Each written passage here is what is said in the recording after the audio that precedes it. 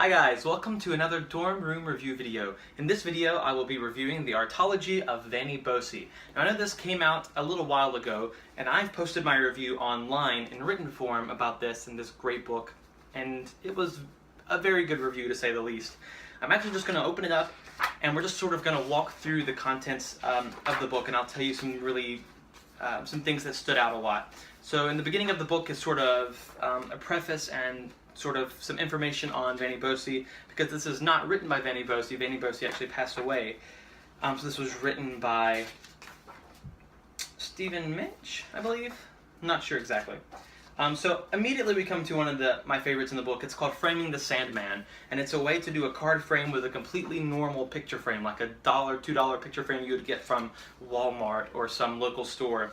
And it's a way to have a card, you tear the corner off, you give them the corner, the picture frame is blank, they can even sign the picture frame, and then all of a sudden when they look back, their card with the torn corner is inside the picture frame behind the glass. It is really, really good. And then we have the scrunch fold, which is great, but my personal favorite is the UTN card fold. It's called Under Their Nose card fold. It's a way to fold a card into 6, literally while they're staring at your hands. You wouldn't think it works, but I have fooled magicians with this. I have literally just taken my deck, I've done this fold for them, and said, "What did you see?" And they're like, "What? You didn't do anything." And that tells a lot. It's also basically a way to Mercury card fold a card, but from the top rather than the bottom. It is really, really good. We immediately come to, right after that, a trick called the money clip, which is a way to use that fold where a folded card appears in a clip with your money. And then we come into with your peanuts, which is another way to use that. And I performed this routine and it fooled the pants off of the spectators. Essentially, you have a can of peanuts, you open the peanuts, you pour some out on the table, they can eat some of them. They select a card, they sign it. You show that it's not on top, you show that it's not on bottom, and then you take the lid off of the peanuts and very fairly sprinkle out the peanuts, and they can see down in the depths of the peanuts a folded card coming out of the can, and they can see the card fall all the way out of the can, fall on the pile of peanuts. You pick up the card, you hand it to them, and it is their card. They can sift through all the peanuts, there's not another card hidden under there. You then put all the peanuts back in the can, and that's it. It really is an incredible effect. They can see the card coming out from within the can, and there's no extra card left in the peanuts on the table at the end or anything like that. And it's a fooler. It's a really great effect. It's a little difficult to make up, but with your trip to Walmart, you can find everything you need quite simply. Then he comes to an effect called bottom feeder, which is a way to use the UTN fold to actually load a card into a ring box, and it's a very clever way to do that. Next up, and I'm just flipping through the book, I'm skipping a lot of the stuff in here, I'm just trying to find some of my favorites. Oh, we come to the card and finger ring, which is his take on the Hofstadter problem of the card being rolled up in a borrowed finger ring. He has a couple of different variations. One uses one single normal ring, the other uses a duplicate ring, but they are both great. The one with the normal ring is very, very clever, and it satisfies all of Hofstadter's original problems. So let me actually tell you these problems. So imagine this, a card is selected, it is signed, they're holding a ring, their finger ring, behind their back, and whenever they look, the card is now rolled up in their finger ring. It satisfies all of these problems. The spectator removes and handles the ring himself. That he really does. No duplicates of the card or the ring may be used. That is true for the other one. One of them does require a duplicate. The card is freely selected and may be marked for identification. True. The card must vanish instantaneously from the deck with no suspicious movements. True. The performer is never seen to touch either the card or the ring. If the performer does touch the ring, it is only to show its owner how he is to hold it. That is absolutely true. At the climax of the trick, the helper removes the card from the ring himself and immediately recognizes both as his. That is true. And it is brilliant. It's a really clever way to think about it. I haven't performed it yet, but I'd like to. It's a really, really intriguing effect. Okay? Next, we come to a bunch of little card techniques, which I'm not really going to get into right now. Some good ideas, but I'm not going to get into it. The Germaine Twist. This is a performance, actually, that I have videoed before. I've never posted anywhere, but I think I'll show you guys what the Germaine Twist looks like right about now. Hi guys, I wanted to show you just one of the many incredible routines from the book Aretalogy of Vanni Bossi, written by Stephen Minch. It's going to use a deck of cards. Any card can be selected and even signed. In this case, we have the 6 of clubs, and it's going to go into the middle of the pack. And let's just pretend that this audience that I'm doing this trick for has already seen their card jump to the top multiple times. In this case, I would say, all right, I'm going to try to find your card and make it jump to the top again. Here we go. Your card, which, oh, there it is in the middle. It's going to jump to the top.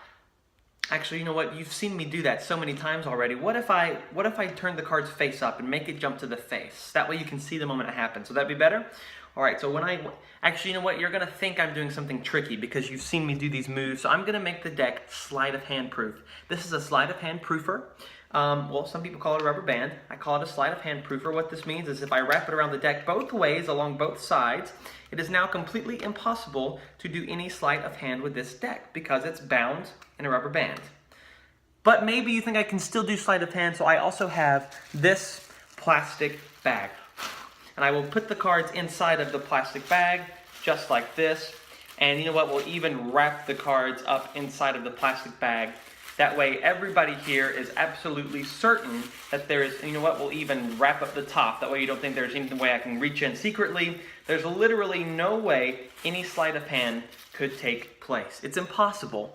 And yet, if I just have a little silk, a little bit of cover, and I just cover the cards for just a moment, something incredible does indeed happen, because you'll see one card now on the face of the deck that was not there a moment ago. It rose through all the other cards. That is the 6 of clubs, which I believe is your card, and you can examine it. It would have your signature on it. It really is just a normal card, and that is just one of the many great effects from Vanni Bossi's new book, The Aretalogy of Vanni Bossi, written by Stephen Minch. Thank you guys very much. Now you've seen the Germaine Twist, and you can see why I love it. I have performed this one numerous times, and it is a fooler. I have actually, believe it or not, I have performed this, and 5 days, a week later, heard somebody talking about this particular trick. They didn't think I could hear them, but they were telling someone else, he did something amazing the other day where he put a card in a Ziploc bag, and he was telling them about this trick. So that really does leave an impact. And this is someone who has seen quite a bit of my magic, so it left a lasting impression on them. Then we come to a card change and some subtleties for a palm, and then some subtleties with fanning up cards. There's really a lot more card technique than I expected to be in here. Then there's a way to display 3 cards. There's a neat little card change using a card case. Then there's an interesting effect, which I tried out, and honestly, I couldn't get it to work, and I'm sure that was just my fault.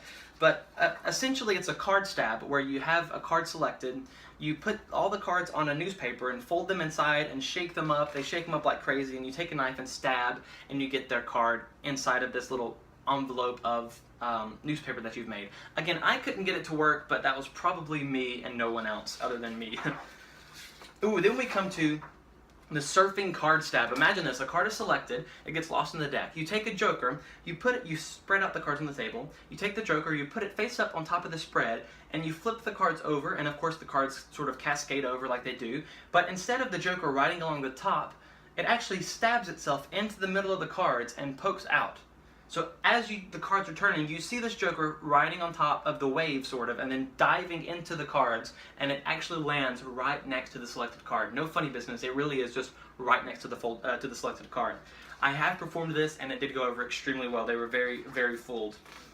Ooh, then we come to the Secluded card rise. This is another one of my favorites. It uses a deck of cards and a very, very simple gimmick to make up. And I actually would like to show you another performance that I videoed, but I never did anything with it. So I'd like to show you the performance of the Secluded card rise from the Aretalogy of Vanni Bossi right now. Hi guys, another trick for you from the complete Aretalogy of Vanni Bossi. The cards are shuffled, and any card can be selected from the deck. And it really could be any card that you'd like. There's no forcing of any kind used. But let's just say that the card that they go for is, let's just say this one, okay? The King of Clubs. Really is a free choice. It could be signed if you'd like as well. And it does get lost in the middle of the deck. You could give the cards a couple cuts to prove that it's lost in the middle, but I don't think that's necessary. We're also going to use a plastic bag. And we're going to use this plastic bag for a couple of reasons. Number one, it's going to eliminate the possibility of sleight of hand, which is important. But even more importantly is its second purpose. It eliminates any thought, any possibility that I'm using string or wind or just blowing on the cards to make something impossible happen. What's the impossible thing that I'm referring to? Well, I'll show you. It looks like this. Your card, what was it? The King of Clubs, I think. I think the King of Clubs is the 22nd card, which is right here. I'm going to try to make it rise right up out of the pack. Come on, all the way. There we go. Your card. Oh, the King of Clubs is yours. This is a two of diamonds. I'm sorry, hold on. I must have got the card wrong. Come back down, all the way. There we go. I think the 23rd card, yeah, the 23rd should be your King of Clubs. There we go. That's the one I meant to make rise, not the 22nd. The 23rd card, the King of Clubs. The card can be completely examined. You can take the cards out. You could hand them for examination as well. Again, from the Complete Aretalogy of Vanni Bossi, a really incredible rising card that seems truly impossible. And now that you've seen the Secluded card rise, let us continue. We come to Straight Up with a Twist. This is another card rise. I'm using a completely normal deck of cards, no gaps whatsoever. Would you like to see it? Because guess what? I have a video that I did nothing with of Straight Up with a Twist. Would you like to see it? Okay, keep watching.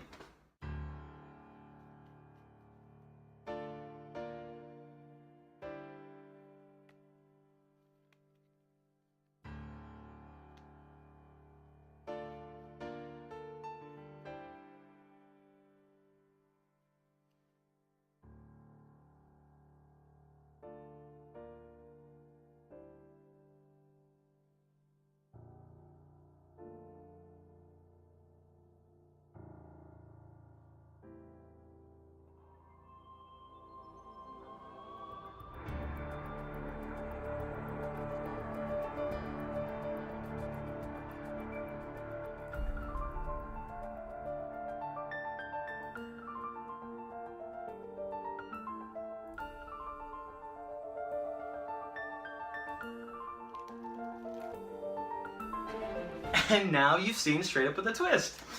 You see that I really liked a lot of stuff in this book. I had to film it immediately. Then we come Under Attack, which is basically a card ends up tacked to the bottom of a table. Very, very cool. We come to an effect where 4 coins appear from a deck, and that's a really interesting idea. Then we come to his 4-coin Vanish, which is very nice.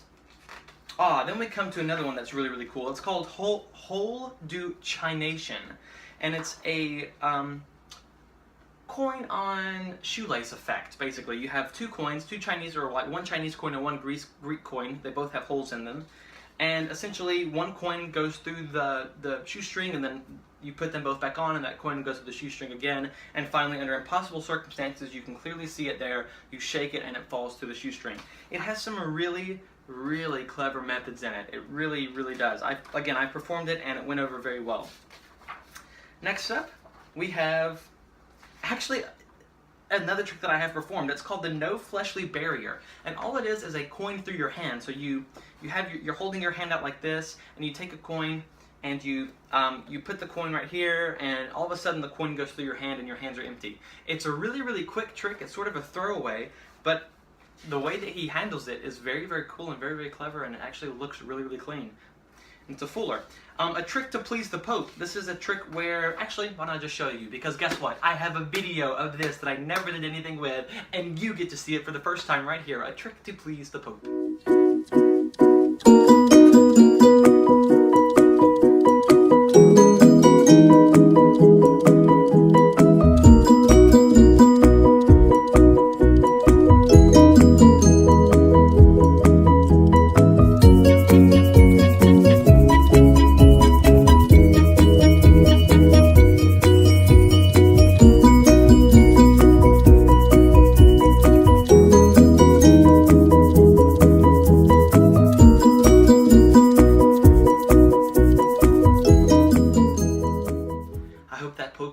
If you're out there watching, I hope you were pleased.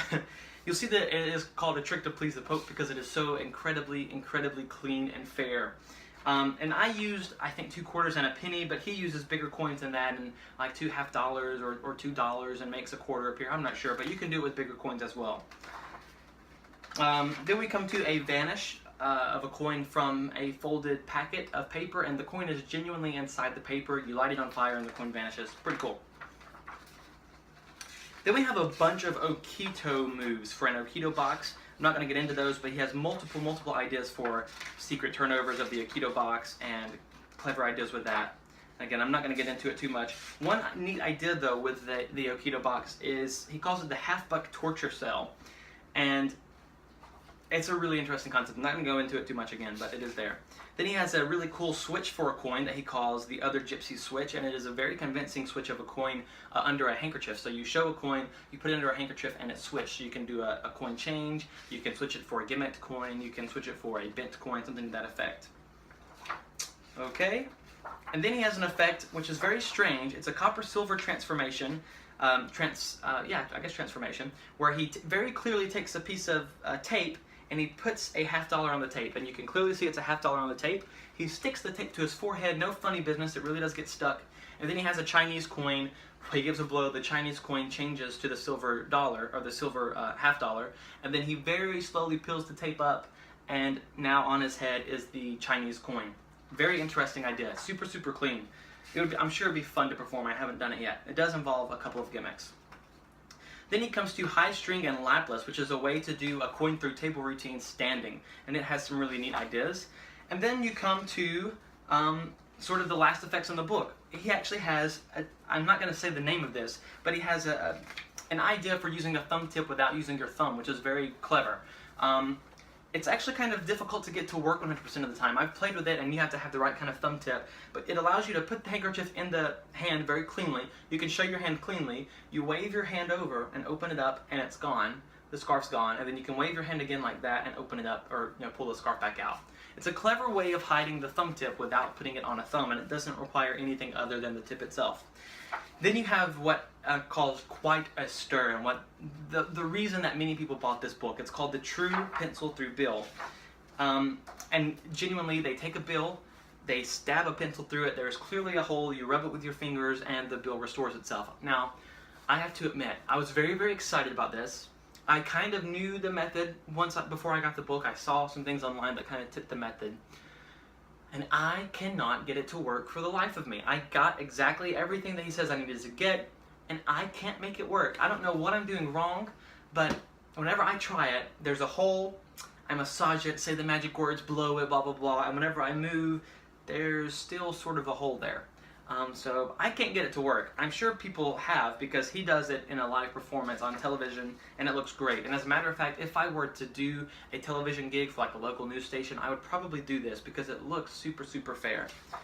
Then you come down to basically just ridiculous ideas. He has two just totally ridiculous ideas that are made to be maybe for TV or something to that effect. In one instance, he has a deck of cards, and he's driving down the road, and he has his friend open up the deck. They're sealed in cellophane. They open up the deck, they take out a card, they sign their name on the card, and again, they're driving down the road, and he tells her to roll down the window. She rolls down the window, and he says, throw the deck out the window, and she throws the deck out the window, and he says, look on the rearview mirror, and they look on the rearview mirror, and her card, or not the rearview mirror, the back window, and they look, and stuck on the back window, on the outside of the window, is her card. It's sort of wedged into the windshield wiper, and you can see her card and her signature, and whenever y'all stop down the road, she can go back there and take it out, and it really is the card with her signature. Talk about a crazy reputation making effect, especially if this is for like a news agent or someone that you're with who is going to do a story about you, and then that's an incredible story to tell. It does involve quite a bit of work, I will say that. Then you come to something that he calls the deep end, which is an idea to have a card selected. It can be signed, you put it back in the deck, and you throw the cards into a pool, and all the cards sink, and then all of a sudden one card rises up to the top, and it's their selected card. It's a really interesting idea. It does involve, again, quite a bit of work, but again, quite an interesting idea. And that actually completely finishes the Aretalogy of Vanni Bossi. Now, a lot of the stuff in this is food for thought. Now, it has some golden nuggets in it that you can take out and perform right now. That's some of the stuff that I showed you videos of. But for the most part, a lot of this is just sort of basic beginner ideas. And you can take some of the ideas that are in this book and further process them to create something totally new, totally unique to you. I highly recommend the book. I think it's a great, great book, a treasure trove of magic that will be well respected for many years to come. Again, that is the Aretalogy of Vanni Bossi, and it was indeed Stephen Minch. I now see his name on the binder. Also, this is a very, very beautiful book. It is very beautifully bound, sort of like a leather binding, faux leather, I'm sure, but it looks very nice. And again, I highly recommend it. The Aretalogy of Vanni Bossi. See you guys next time. Bye.